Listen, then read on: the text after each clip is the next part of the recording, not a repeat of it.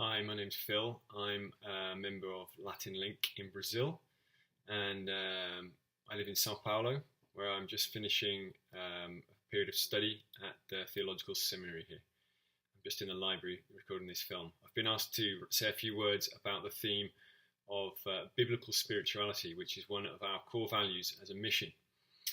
And I think we live in an age where spirituality is making something of a comeback in the Western world.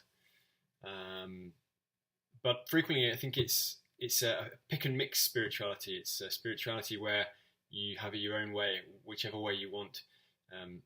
As a mission, we believe that there is one true God and that he's made himself known. And that means that there's one right way to have a relationship with him. We can't do it any way we want to.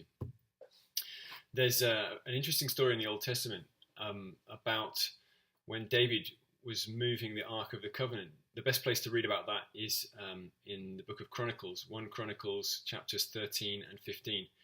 And David goes to a huge effort. He gets all the people together, and there's a huge amount of effort put into moving the Ark of the Covenant and a great enthusiasm. But it actually ends in disaster. A man dies because they've done it the wrong way. They've not done it the way that God had said that the ark should be moved. And so some time passes, and David goes away, and he's really broken. He's disappointed. But later on, he comes back to do it again. And we discover that in the interim, he's studied the scriptures to work out how God wanted the Ark of the Covenant to be moved.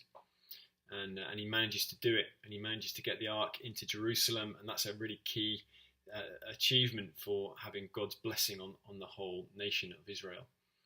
But I think that story really shows us and really illustrates the principle that good intentions are not enough in our relationship with God. If we want to connect with God, if we want to relate to him, we need to know what he's like. We need to listen to him and find out how to relate to him, how to be his friend. So there's a need to pray, obviously. Prayer is a fundamental part of spirituality. But again, it's not just any kind of prayer. It's not just any way of praying that we fancy.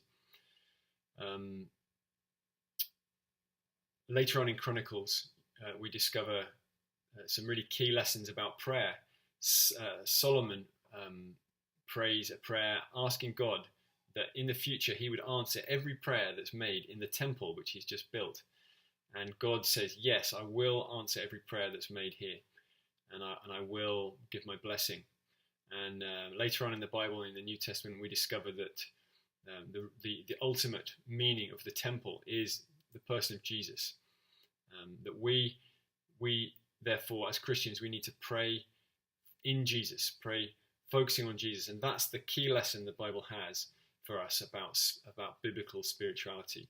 If we want to relate to God, we need to do it through Jesus. He's the basis of our relationship with God. So I've said that it's not just about having good intentions. We need to listen to how God wants us to relate to him.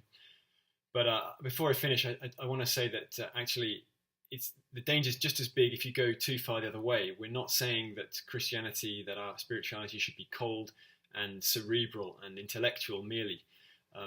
That wouldn't be a relationship at all. And perhaps that's the implicit danger of the library, of anyone who's engaged in theological study like me, that we become too intellectual about this all.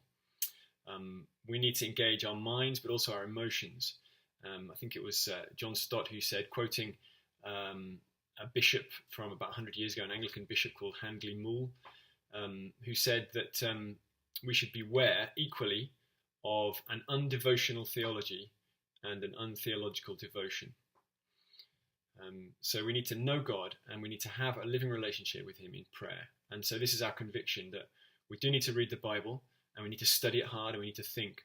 But then also we need to get down on our knees and weep about our sin and put ourselves before God humbly in that way. But we also need to then also get up on our feet and jump and shout and sing as we celebrate God's goodness to us in Jesus.